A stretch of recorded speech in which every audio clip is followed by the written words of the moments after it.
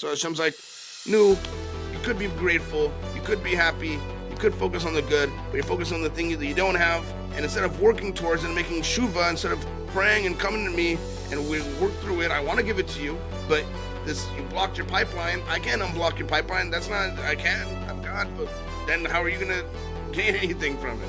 The whole point is for you to come here to get better. I'm enabling you if I give you what you want without you working for it. So how do you work for it? Like I said, make shuvah and daven. You're focusing on the negative. You're focusing on the thing. You're depressed, this and that. So this is why Hashem gets upset. This is why he has a war against Amalek at all times.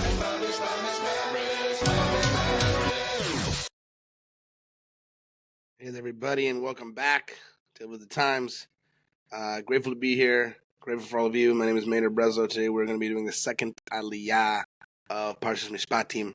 And yesterday we talked a lot about how the Torah was distilled at a certain time, given over at a certain time, a certain generation, and how the laws look like they don't apply to us, but they do apply to us. And because if it was given here in this generation, the laws would still be here and the message will still be here, even though it would be different circumstances given in modern day teachings that later on in the future, they'd be like, wow, those people were very, very barbaric. So, what I want to do today, is people sometimes say, oh, I don't believe that though. Like, I don't believe that it was really meant for us, or maybe you're just coming up with stuff and there's really nothing there. So I want to go over here, I have a wonderful book here that has a collection of Rebbe Nachman's teachings and how Rebbe Nachman really goes deep on all this stuff. So I'm going to go over this. But, in today's Parsha, Aliyah, it talks a lot about the laws of damages. And laws of damages obviously are many. They're given a lot of it in the Babas in the Gemara, specifically Baba Kama. And one thing about the Torah is that it gives you how to live. But there's also elevated ways. It doesn't necessarily mean it's the right way to do things every time. And so I want to talk about that for sure. And how we can elevate ourselves even higher, than the Torah. There's not only 70 faces of Torah, but there's different applications of certain things at certain times. And so I want to talk about that. Before we get into that, let's subscribe to the channel and share the channel. Definitely subscribe. And if you like the video, and leave a comment. Let me know perhaps how you feel like this applies to us today. So, here in this week's Parsha, in today's Aliyah, right, it says, V'chini yatsu anashim v'henagfu yishar hara v'yatsu yadecha v'lo yeh asum anosh yenesh kasher yasis alav baal hasisa v'natzan iflilim. So if a man fight, right, this once again, it's easy to see the kind of darkness, or what is this? Why is the Torah talking about this? Why is this the things that we have to learn today? I don't understand it. Right? So it says about if men fight and strike a pregnant woman, Shalom, and she miscarries, but there is no fatal injury, then the guilty one must pay a penalty. The woman's husband must sue for it, and it will be assessed by the judges. So here it says, if the men fight and strike a woman, but there is no fatal injury, then the guilty one must pay. But if there is not a fatal injury, then must give it life for life. Okay, great. Rebbe Nachman says that when a person originates, brings a chiddush, not just a Torah chiddush, a new novel thought in Torah, but originates a brand new approach, a new way of serving Hashem. And oftentimes they're not new approaches at all, but they're kind of bringing in ancient wisdom. I.e., when Rebbe Nachman was talking about his Bodadus, right? This was a novel concept at the time, right? And at the time, people would be like, what are you talking about? Where are you bringing this from? Even now, people are like, his Bodadus talking to Hashem in your own words. No, that's why we have the Siddur. Well, what do we do before we have the Siddur? The Siddur was only written after the destruction of the Second Temple, so what do we do before then? We talked about Hashem in our own words. This was the whole point, right? So But someone can bring in a new kind of approach in serving Hashem. The person must conceal it and let it gestate until it matures, i.e., the person's pregnant. Right, the person's pregnant with this new way of serving Hashem until the world is ready for it. Thus, comparable to a pregnant woman. Fighting, this is strife. This is machlochet. This is when people engage with each other. This can damage this new approach and must be assiduously avoided. Right, that this fighting machlochet, right, a person can reveal and say, hey, I'm thinking about doing this thing. I've been doing this thing with Hashem. And then the person's like, whoa, what is this? Where are you coming with this? This is completely crazy. Right, the thing wasn't, the person hadn't yet developed it well, and now the person revealed it, and now there's strife, and it causes an injury over here to this new way of life that can change so many people's lives. If the new approach is disclosed prematurely due to the people engaging in strife, but there's no fatal injury, meaning that the approach can be approach can be revealed, but those people who engage in the machlochet will become impoverished. However, if there is fatal injury, so that the new way of life, this new path, Hashem, is lost altogether, then the punishment is a life for life. And the people who are involved in the machlochet will no longer be in this world. Okay, that's very nice. Let's look and see what kind of depths there are in the world, right, in the Torah. Right, so as we mentioned, a lot of this has to do with the laws of damages, Baba Kama. Right, so we see here the Gemara says that there are 4 main sources of damages: the ox, the pit, maveh, and fire. And it says that some say maveh, this is man. Others say this refers to the damages sustained by the tooth, i.e., when an animal eats from satiation rather than from the purpose of harming. So we see here that there are 4 different sources of damage, right? And we hear 4 a lot. Right, there are four mothers. Right, that there's earth, water, air, and fire. No, not earth, wind, and fire. Earth, wind, and fire. There's also air. Right, these parallel the 4 levels of existence, which are mineral, vegetative, animal, and human. Right, there's the 4 cups of wine. There's the 4 suns at the Seder. A lot of things here with 4.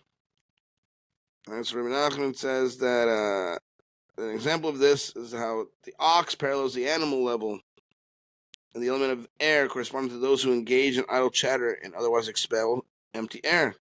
So you're damaging somebody with your empty air, damaging somebody with your speech.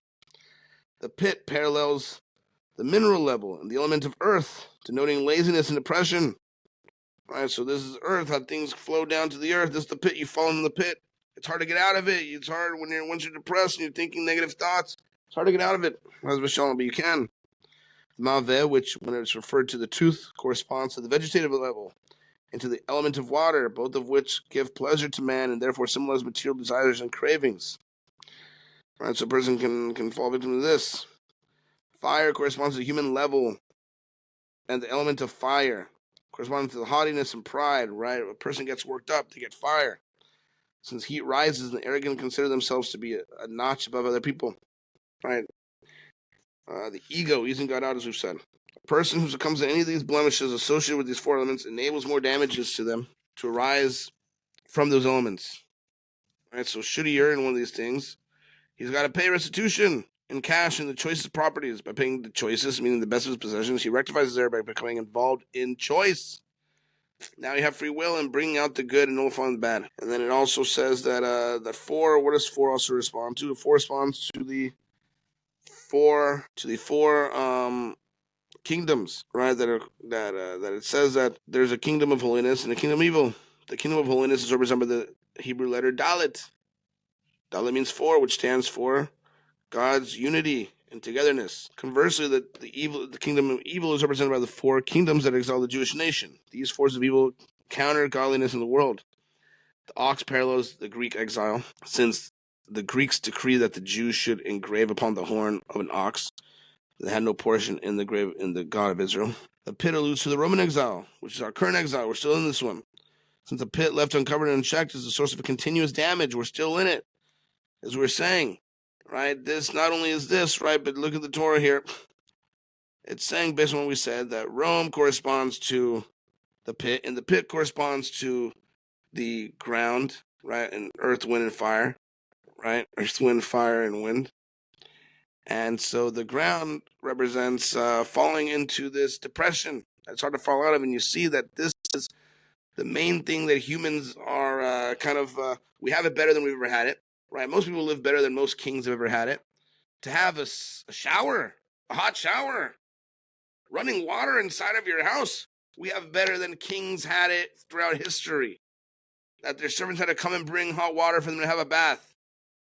And now we have it, I got to wait 3 minutes for the dude, right? I got to wait a few minutes for the water heater to heat up. What is going on over here? And yet we are the most depressed. We make up issues because we don't have issues. We make up problems because this is what it means to have first world problems, because we have it so good. We fall into this depression, right? Maveh. This corresponds to when we're talking about the tooth, which means eating for pleasure, that a person just falls into this thing. So it represents the Persian exile. When the Jews suffered, could be traced to their participation in what? In the feast of Ahasuerus. Right? Fire parallels the Babylonian exile. Is Nebuchadnezzar set fire that destroyed the first temple? As we said, right? Anger. That the fire corresponds to anger as well, right? But the main cause of the damage is the pit, because we're in it, right? And it represents Rome. And who was the leader of Rome? Esav. And who's the descendant of Esav? Right? Esav, Rome, Red, Edom. And who's the descendant of Esav? Amalek. So the main thing about depression actually goes into the pit, which means that the person fell because he's depressed. And why did he fall? Why did he get depressed? Because he had doubt. Amalek, Safek, represents doubt. So this is the worst of all offenders before God. Why? Because you have everything already. You have everything already, and yet you're still getting depressed. So Hashem's like, no, you could be grateful, you could be happy, you could focus on the good, but you're focusing on the thing that you don't have. And instead of working towards it and making shuvah, instead of praying and coming to me, and we work through it, I want to give it to you, but you blocked your pipeline. I can't unblock your pipeline. I can. I'm God, but then how are you going to gain anything from it? The whole point is for you to come here to get better. I'm enabling you if I give you what you want without you working for it. So how do you work for it? Like I said, make shuvah and daven. But you're focusing on the negative. You're focusing on the thing. You're depressed, this and that. So this is why Hashem gets upset. And this is why he has a war against Amalek at all times. So this is some of the wisdom of the Torah and how it all plays together. How it all plays together, not just that it's something that's antiquated. What is an ox? It's so crazy. We don't use oxes. They're not falling in pits. We're not falling in pits. We don't have maveh. What is this thing with the tooth? I don't understand what they're talking about. Why should I read this? It's crazy. But that's not even what I want to talk about today.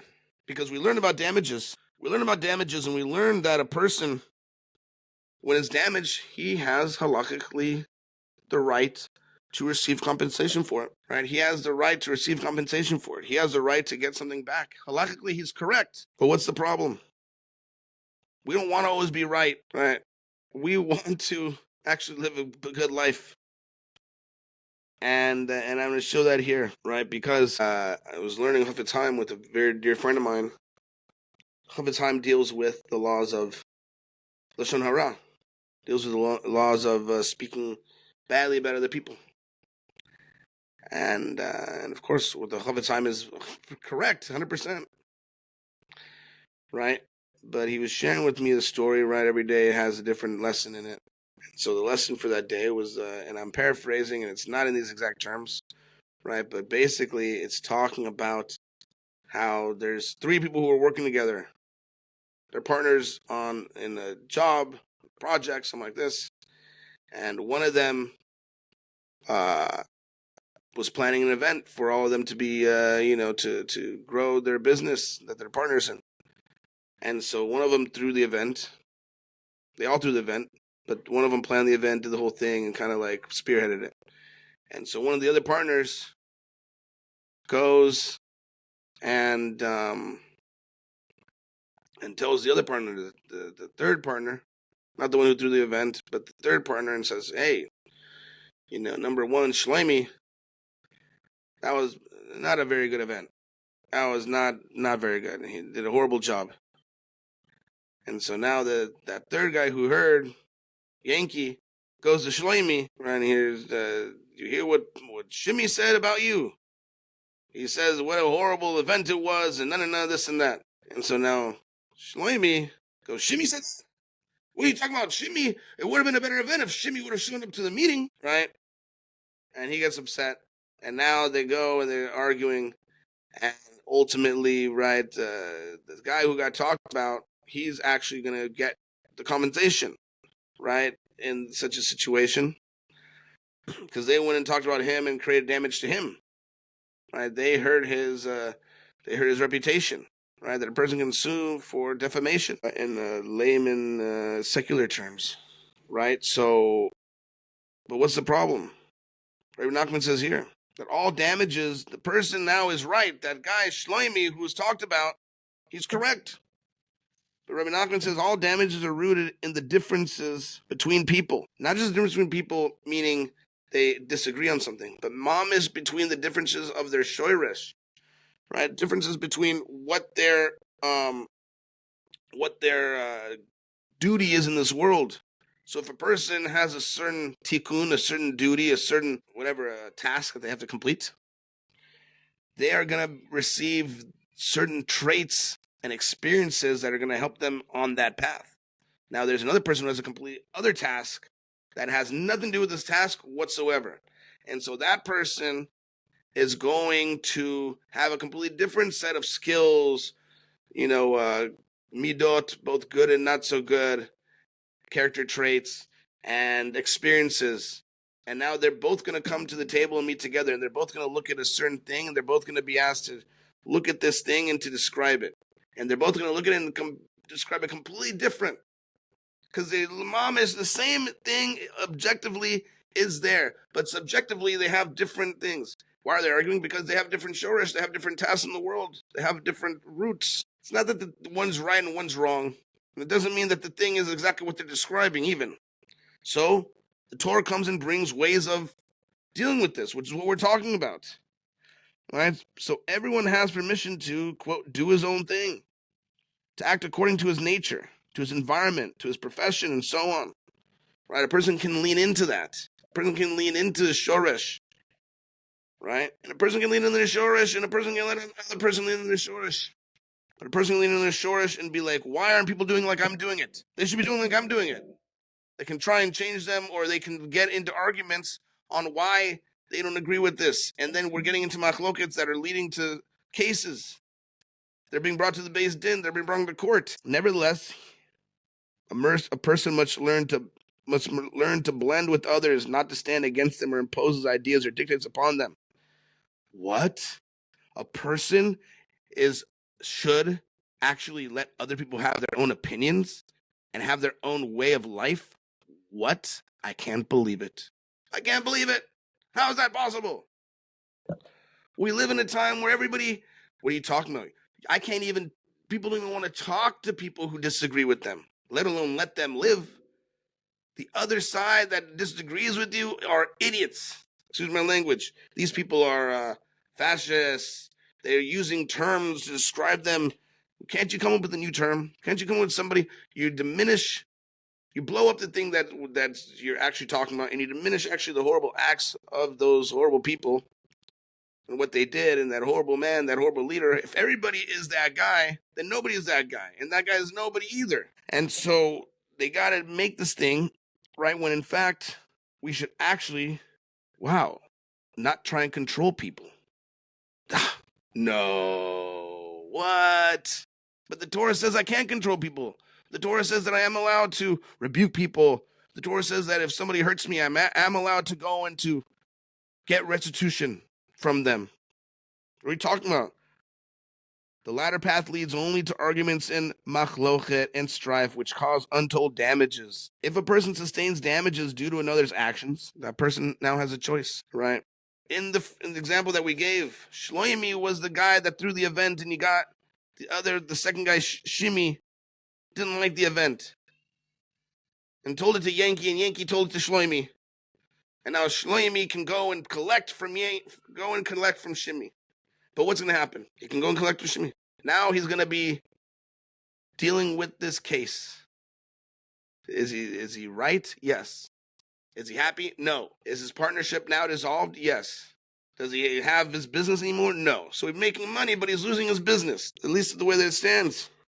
Maybe he goes and does it on his own, but there's no blessing. There's less blessing of one person than what there is with other people. Anyways, it actually falls on Shlomi, who has the choice of what he's going to do over here. The same thing, Shlomi could be married, and he goes and his wife says something to her friend. Something about Shlomi. And now the friend comes and says, yo, Shlomi, maybe she means very well. Maybe she's like, listen, you got something, your wife is unhappy about this thing. You need help. First of all, she should mind her own business. But let's just say, Shlomi has a choice. You can go and blow up at her and say something back to the wife. Say, you said that about me. You're the one that blah, blah, blah, blah, blah. Well, guess what? He's going to take her to the base den. He's not going to gain anything except for the wife wanted to get a divorce. Now he's got that problem. All he had to do was not get mad. Right? So Rebbe Nachman saying that rather than to stand on principle and argue and fight, it's probably more prudent to forgive and forget. Even if the person will sustain a minor loss for his acquiescence, he should forgive his opponent and not argue his case. Because for anyways, Hashem created the different shorosh and created the people together and it's on us. We should know that the person is different from me. Hashem created him. And we also know that the person brought things to me. Rav Shalom Arush, the whole book, Garden of Amunah, Hashem does it all. What do you mean? The guy is the guy who went and talked about me. It wasn't Hashem. It was that guy. Well, why did Hashem put me and him in the same business together, knowing how his nature is and what my nature is? So I can go against my nature. My nature is to get upset. Right? This is classic Breslow stuff. Torah 6, that the essence of Shuvah is to hear yourself to be rebuked. And instead of getting embarrassed, instead of getting mad, instead of responding, to be silent and silent. To be silent on the outside, not to respond. Silent on the inside, not to get heated. Not to fester and go home. Oh, did you hear what Shlomi said? This is actually Shuvah. And it says about wealth that a person that is about to receive a large uptick in Parnasa is tested before he gets his Parnasa about how he's going to react when he has a machlochet. So I can go and get my little bit of money with a lot of machlochet from the person and argue with them, or I can let it go and Hashem is going to give me even more when I don't go into machlochet, when I don't go into the argument. Right? So arguments and strife, even in court, lead to greater animosity and hatred, which create additional arguments and strife that cause far greater damage than those brought about by the initial error. So this whole Torah portion we see here, in one little thing, can enter an entire book on Baba Kama. You have to go through a whole book, a whole Masechet of Gemara to learn what to do over here and when I'm right and when I'm wrong. And a person can learn Chafetz Chaim. And the Chafetz Chaim is not wrong. Yes, you're right. But what's my choice here? Do I want to go in and learn all the Chafetz Chaim? And yeah, of course, a person has to know what can said and not be said. But does a person now want to go and live out Baba Kama? Your ox gored me, and and you said this, and you did. That we should be in a position where we actually have to sue. But a lot of times we don't actually have to sue. We can just not engage with that person anymore, or engage with them and listen, let bygones be bygones. Because in any case, the person's ego is what got hit, right? But the ox represents Yosef Atzadik. That it says that Yosef is the ox. And so Yosef had a gripe with his brothers, and he could have collected, right? Why did all 11 brothers have to be there? Because when you create damages, you can either be paid double, 4 times, or 5 times. Right? What's 4 plus 5? 9 plus 2 is 11. How many brothers are there? There are 11 brothers. Right? More proof here about this the depths of the Torah and all these things. They didn't collect, right? He could have done much worse. He forgave them. And as a result, right, this is the whole thing. They got elevated up high.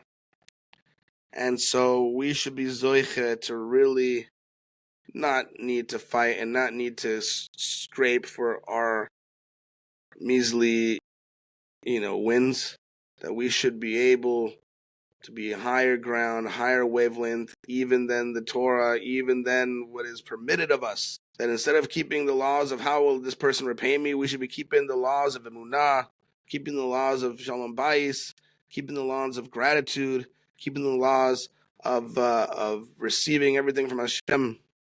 And this way we won't have to receive things through strife, receive things through human hands, and we'll live in an elevated state at all times, an elevated wavelength. And in this way, we'll see one by one all people, all Jews and all people elevating their wavelength, which will bring forth that amazing, amazing Kam Mashiach in a good and happy way. It should come immediately. L'chaim.